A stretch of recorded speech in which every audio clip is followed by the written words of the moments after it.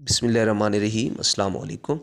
I hope कि आप सब खैरियत से होंगे और अल्लाह रब्बुल इज़्ज़त से दुआ गो हूँ कि अल्लाह पाक हम सब को अपनी हिफ्ज़-ओ-मान में रखे।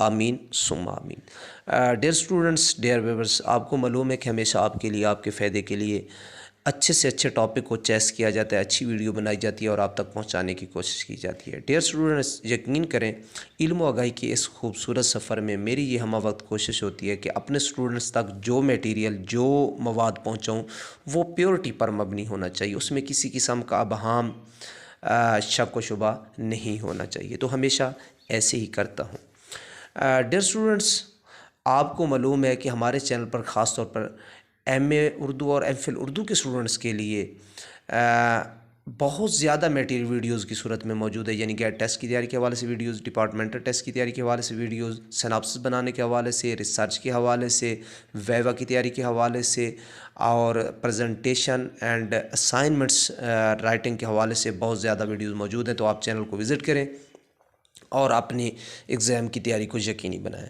डियर स्टूडेंट्स, आज का जो हमारा टॉपिक है, मुख्तसर सा टॉपिक है और बहुत अहम टॉपिक है स्टूडेंट्स के लिए। यकीनन स्टूडेंट्स को बहुत कुछ सीखने को मिलेगा जब आप मुकम्मल वीडियो सुनेंगे।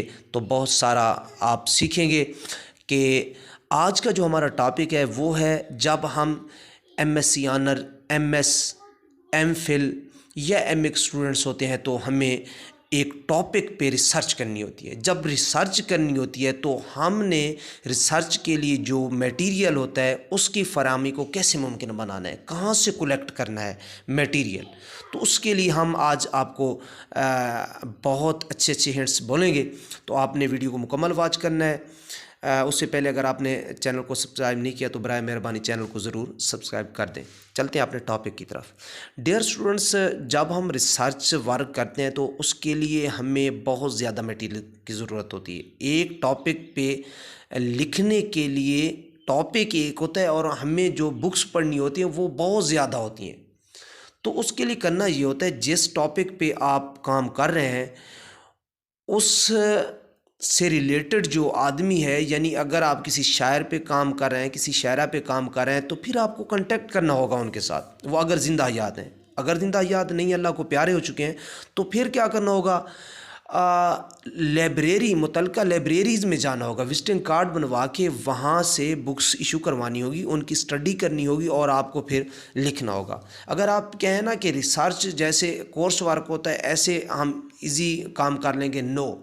अगर आपने हकीकी मानों में तहकीक करनी है तो यकीनन एक टाइम में मैं अनकाउंटेड बुक्स कह रहा हूँ आपको कि रीड करनी पड़ेगी, स्टडी करनी पड़ेगी आपको, तब जाके आपकी रिसर्च कंप्लीट होगी। तो इसलिए आपसे गुजारिश है कि जब आप रिसर्च वर्क पे आप पहुंचते हैं तो फिर फर्स्ट ऑफ ऑल जो आपने काम करना होता है वो ये होता है कि आपने जिस प्रोजेक्ट से पे काम करना है उससे मुतल्लिका बंदे से आपको कांटेक्ट करना होगा, जाके उसकी मिन्नत समाजत, तब जाके आप अपनी रिसर्च में कामयाब होंगे। Thank you so much. Allah हाफ़िज़।